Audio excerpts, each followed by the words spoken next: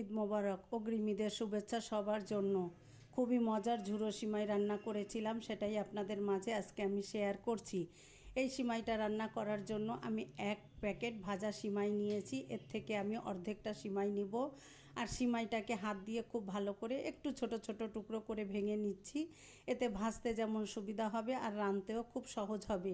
সিমাইটা কিন্তু ভাজা থাকে, তারপরেও আমি একটু ঘিয়ে ভেজে নিব। হাত দিয়ে আমি একটু আস্তে আস্তে চাপ দিলে সিমাইটা কিন্তু খুব সহজেই ভেঙে যাবে। আর অর্ধেকটা সিমাই নিয়ে এভাবে ভেঙে এক পাশে রেখে দিয়ে আমি চুলায় একটা পাত্র বসিয়ে দিয়ে এখানে দিয়ে দিচ্ছি আমি বড় 2 টেবিল চামচ পরিমাণ ঘি। ঘিটা একটু গরম হয়ে আসলে এখানে কিছুটা বাদাম কিশমিশ আমি ছোট টুকরো করে রেখেছি, এটা একটু ভেজে নিব। একটু ঘি দিয়ে মিডিয়াম হিটে রেখে আমি একটু ভেজে নিচ্ছি। আর এখানে আমি আরও কিছুটা নারকেল অ্যাড করব, 4 টেবিল চামচ পরিমাণ মতো নারকেল দিব। আর ঝুড়ো সিমাই নারকেলটা কিন্তু খুব বেশি ভালো লাগে আর অনেক বেশি মজার। আর এই সিমাইটা আমার বাসার সবার অনেক পছন্দের।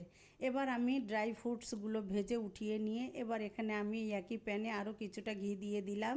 2 টেবিল চামচ পরিমাণ একটা দারচিনি ভেঙে একটা তেজপাতা দিয়ে আমি যে সিমাইটা ভেঙে রেখেছিলাম, এবার এই সিমাইটা 5 মিনিটের মতো একদম লো হিটে এপিট ওপিট করে খুব ভালো করে ভেজে নিচ্ছি। একটু সময় নিয়ে ভেজে নিয়ে যখন লাল লাল হয়ে এসেছে এই পর্যায়ে আমি এখানে চিনি অ্যাড করে দিব। এখানে আমি দিয়ে দিচ্ছি সামান্য একটু এলাচের গুঁড়া, যেহেতু আমার কাছে আস্ত এলাচটা নেই আমি গুঁড়াটা এখানে ব্যবহার করলাম। দিয়ে আমি আরও কিছু সময় একটু নাড়াচাড়া করে ভেজে নিয়েছি।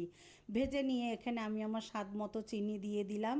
এর উপরে চিনি দিয়ে আমি দিয়ে দিচ্ছি এখানে 1 কাপ পরিমাণ পানি। আর যে বাদাম কিশমিশগুলো ভেজে রেখেছিলাম এটা দিয়ে ঢাকনা দিয়ে একদম লো হিটে 5 থেকে 7 মিনিটের মতো ঢাকনা দিয়ে জাল করে এবার ঢাকনাটা তুলে আমি নাড়াচাড়া করে সমস্ত উপকরণ খুব ভালো করে মিশিয়ে দিচ্ছি। খুব ভালো করে মিশিয়ে দিয়ে এ পর্যায়ে আমি আরও কিছুটা এখানে ঘি অ্যাড করেছি। আর এই ঝুড়ো সিমাইটাই ঘিটা খুব ভালো যায় আর ফ্লেভারটাও অনেক বেশি ভালো আসে। আর কিছুটা গুঁড়ো দুধ দিয়ে দিলাম, দিয়ে নাড়াচাড়া করে মিশিয়ে নিলাম। আমার সিমাইটা কিন্তু একদম ঝুড়ো ঝুড়ো হয়েছে, কোনো রকম জড়ানো হবে না। আর এই সিমাইটা খেতে অনেক বেশি মজার। উপর থেকে আমি আরও কিছুটা নারকেল কোরানো দিয়ে ঢাকনা দিয়ে চুলাটা অফ করে রেখে দিলাম কিছু সময় পরে আমি একটু পরিবেশন করে দেখিয়ে দিচ্ছি।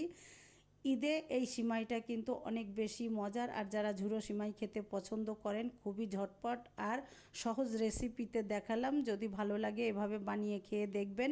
আর সবার জন্য রইল অগ্রিম ঈদ উল ফিতরের অনেক অনেক শুভেচ্ছা। সবাই অনেক ভালো থাকবেন। আসসালামু আলাইকুম।